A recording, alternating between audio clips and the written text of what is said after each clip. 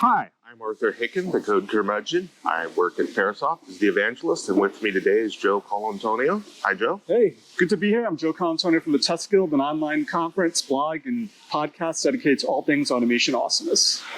So what's really cool with Joe is that he has this, big audience of people he works with that are real practitioners at real organizations just like yours. And so he sees all kinds of things in a very, product agnostic way. And Joe, one of the questions that's been coming up from people that I still hear people ask me, like, is automation really worth it? Right. Well, interesting. I actually just saw a recent study. I have a news show, so I see news things every week.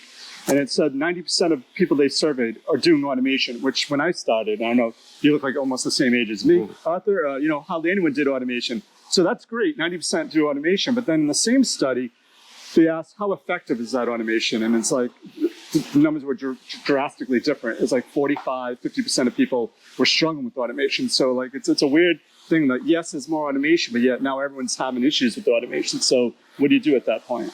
Yeah, that's the interesting thing. And when you're saying 90% of people doing automation, you're really meaning like test automation. Test automation, DevOps, the whole, shift left, shift right type deal, which I was surprised by. It really is being adapted more and more. But now I think we're seeing now, like, as always, it's not the silver bullet. So people need to actually realize, it's not just the automation making things automated, it's making sure they're reliable, you're focusing on risk and not just automation for automation's sake. So what do you see in, like, what's the top one or two things that makes people struggle with successful automation?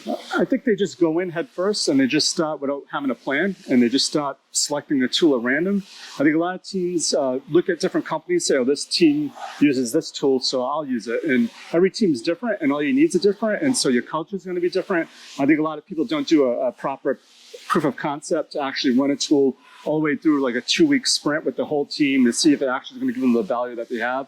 And I think a lot of times it's almost like a wave. People stop with automation, everything's great, and then they forget about it, and then it starts failing.